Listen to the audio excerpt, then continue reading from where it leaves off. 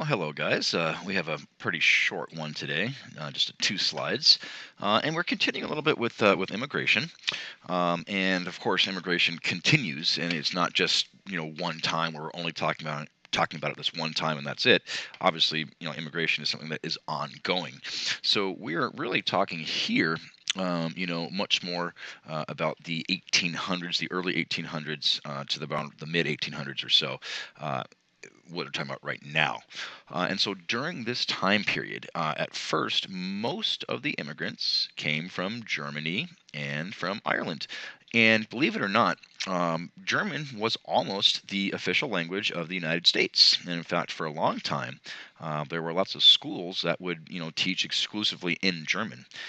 And by the way, you can ask your English teachers this, but English is not a Latin-based language. In fact, it is a Germanic language. Well, at any rate, most of these immigrants, in fact, 90%, lived in the northern states.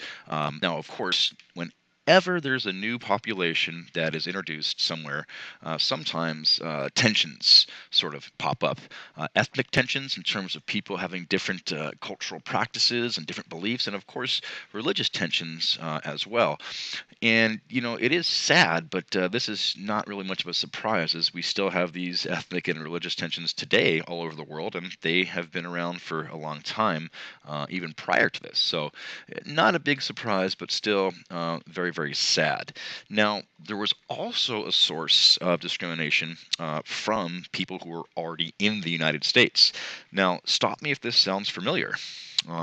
There were some Americans who believed that immigrants, wait for it, were taking their jobs and ruining society.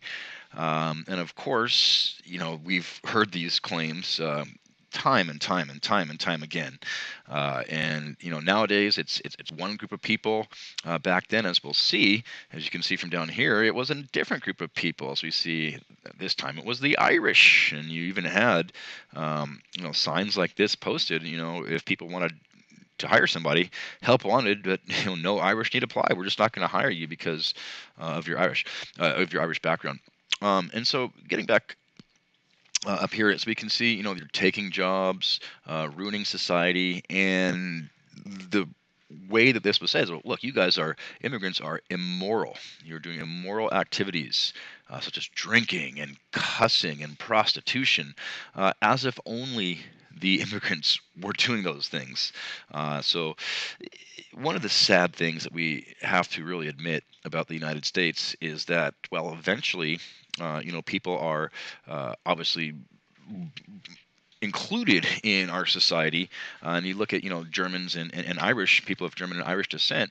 You probably wouldn't be able to tell maybe someone's last name or something like that, but just from talking to them, there's no way you'd be able to tell. And so Germans and Irish have seemingly been folded into our American culture and been accepted. And hopefully that's going to happen with other groups as well. Just when is the question. But immigrants also did not just say, "Oh, poor us." And they actually came out and helped each other. There were sort of social clubs, as we can see, the B'nai B'rith Society for the Jewish immigrants, and the Hibernian Society for the Irish immigrants, were just two examples. Now, I think they're still around today, but there are other societies and other organizations that would help. Now, for people of color, unfortunately, it is not that great. Racism everywhere, even in the North. Oftentimes people think that, oh, well, the South was, really racist, which it was, but they seem to contrast the North as saying that everything was fine in the North. Now, there were certainly supporters of equality in the North, but there were also people who supported discrimination. And there were laws restricting the rights of colored people everywhere, including the North, limiting the types of jobs they could have, and even discrimination was legal. So times certainly have changed. Now, another thing is, well, is this urbanization where we have so many people, and it didn't really matter, at this point, it doesn't really matter about the race or anything like that, but is the process of urbanization creating, large cities, is this a good or a bad thing? And we see, on one hand, we can see that recreation was huge. Culture was huge. You had museums that started to pop up. Place of learning, place of culture. You had, people would entertain themselves by going to the racetrack. Baseball in 1845. People say, "Oh, it started in the Civil War." Civil War was 1860. So this, at least, I mean, I'm not saying it's baseball how we look at it today, but some form of baseball certainly in 1845. And believe it or not, boxing was a huge source of entertainment. Now I guess it's UFC, but back then it was just absolutely huge.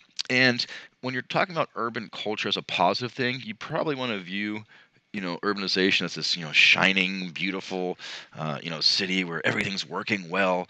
But of course, there's the other side, and you have the duality. On one sense, you have progress, what we talked about over here. This is progress, museums, entertainment, etc.